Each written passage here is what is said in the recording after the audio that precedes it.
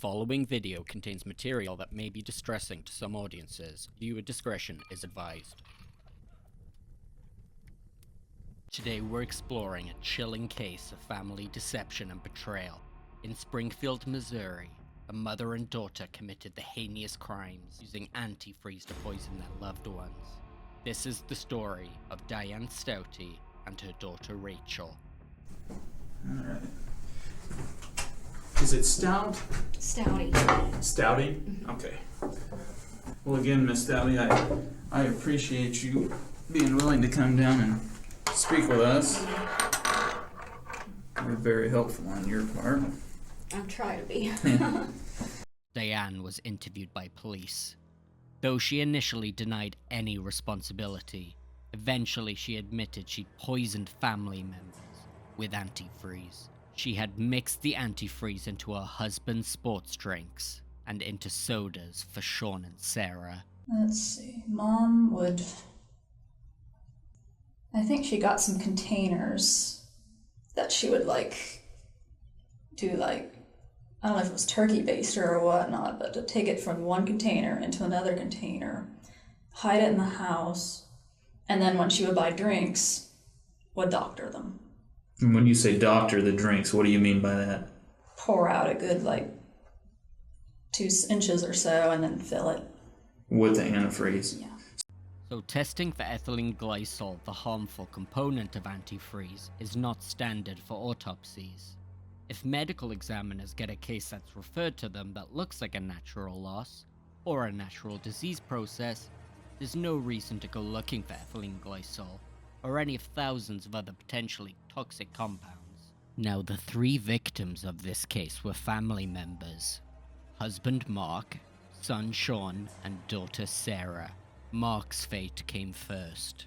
Now, after the death of husband Mark, Diane, then 50, told police her husband had been sick for a few days, but didn't want to go to the hospital. His death was attributed to natural causes.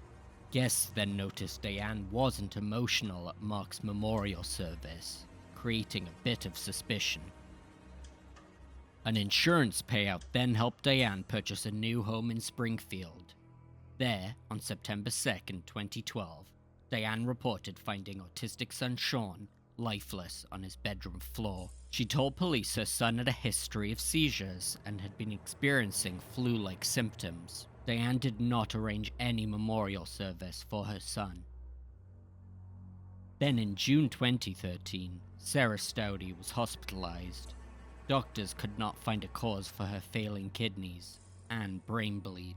An investigator visited the hospital where Sarah was receiving care. He learned that, as her daughter was fighting for her life, Diane had been talking nonchalantly about an upcoming vacation. Let me ask you this, why did you guys, because I've spoken to your mom about this, and I'd like to know why you guys eventually took, when Sarah got so bad, I know you guys said you thought that she was pretty much dead, but why did you take her to the hospital? I didn't want another one to die in the house. And why is that?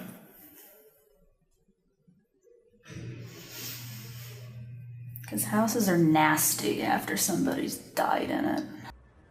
The doctor overseeing Sarah's case said he wondered if she'd been poisoned because no tests could explain her symptoms. Now, Sarah did manage to live, but suffered neurological damage. She now resides in an assisted living facility. Now, you may be wondering what began this investigation. Well, it started with an anonymous tip, later revealed to be the Stouty family pastor, claiming Diane might be responsible for deaths in her family. Now, Diane did not implicate anyone else during her interrogation, but a search of the Stouty house uncovered a journal kept by Rachel. In one entry dated June 13th, 2011, Rachel wrote, "It's sad when I realized how my father will pass on in the next 2 months. Sean, my brother, will move on shortly after. It'll be tough getting used to the changes, but everything will work out."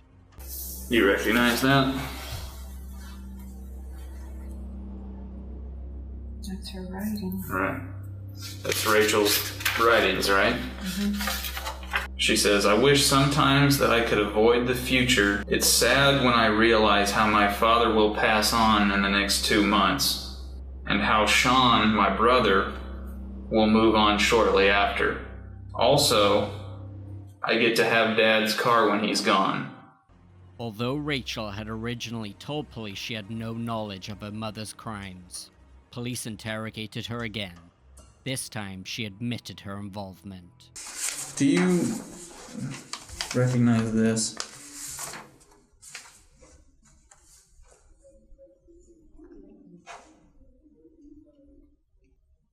Yeah, I remember this. Okay. What is that? Little journal thing. A journal thing? Whose journal? Mine. Your journal? So you wrote this then, is what you're telling me? Okay. You remember writing this then, is what you're saying? Okay. Take a look at this. Is that your same journal that we were just talking about that you were writing?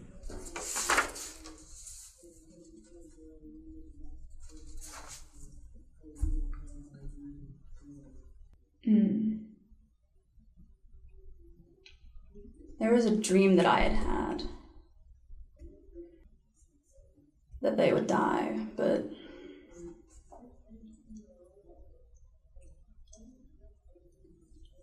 This is your journal? Yeah. You wrote this? And you remember writing it? Yeah. Okay. Did you get to read it all? Got some questions for you, Rachel. Okay. Some questions that you need to be honest with me about. She went on to say, Mom brought it up, and then we discussed. After reaching a deal with prosecutors, Rachel pleaded guilty to 2 counts of second-degree murder and 1 count of first-degree assault.